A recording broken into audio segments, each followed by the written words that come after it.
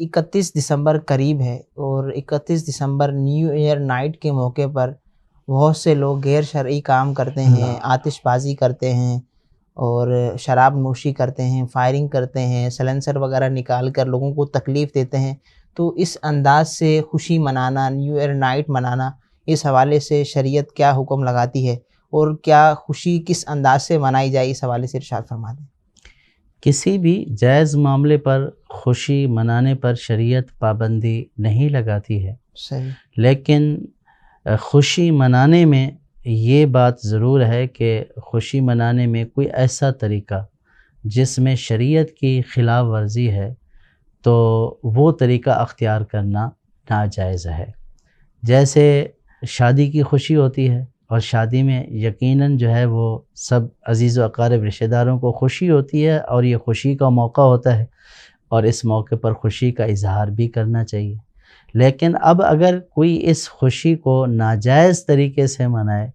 معاذ اللہ گانے باجے کی محفل سجا کر، شرابوں کے دور چلا کر یا ڈھول ڈھمکے یا موسیقی یا اس طرح کی محفلیں جما کر، تو ظاہر ہے کہ جو خوشی منانے کا طریقہ ہے یہ ناجائز ہے اور یہ اللہ پاک کی ناراضگی کا ذریعہ ہے۔ اسی طرح پہلی بات تو یہ ہے کہ نیو ایئر نائٹ کی خوشی کس بات کی ہے۔ پہلے تو بندے کو اپنا احتساب کرنا چاہیے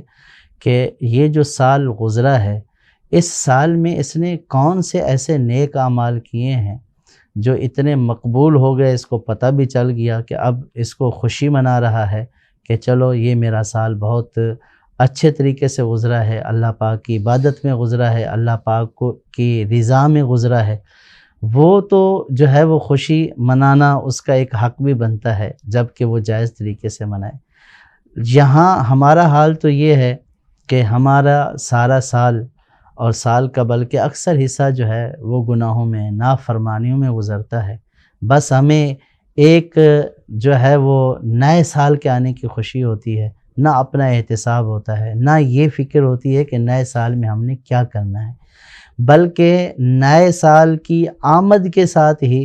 گناہوں کا کھاتہ کھول دیا جاتا ہے۔ حالانکہ اچھی فعال تو یہ ہے کہ نئے سال کو اللہ پاک کی عبادت کے ساتھ، ذکر و فکر کے ساتھ، کسی ایسی محفل میں بیٹھ کر کہ جہاں اللہ پاک کی یاد ہو، جہاں رسول اللہ صلی اللہ تعالیٰ علیہ وسلم کا ذکر ہو، قرآن پاک کی تلاوت ہو، نعت خوانی ہو، مدنی مذاکرہ، بیان، اس طرح کے امور میں ہمیں جو ہے وہ نئے سال کا استقبال کرنے چاہیے، اس دعا کے ساتھ کہ یا اللہ میں نیکی سے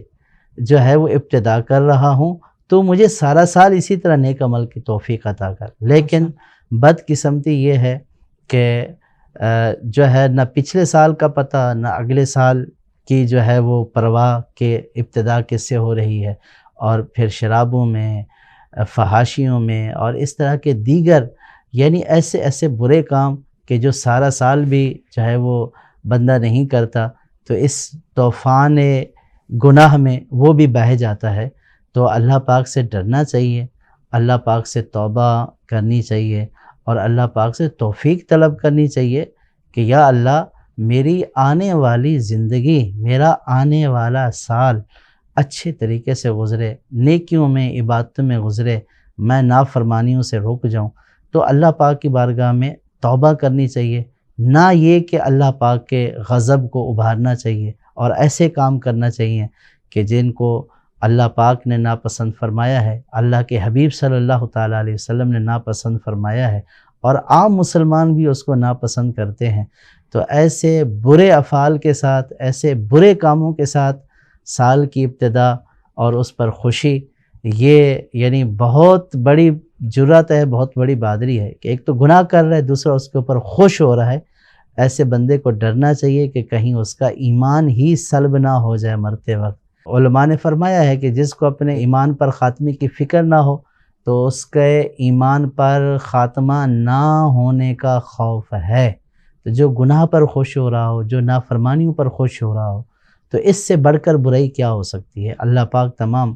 مسلمانوں کو اس طرح کے برے کاموں سے محفوظ فرمائے۔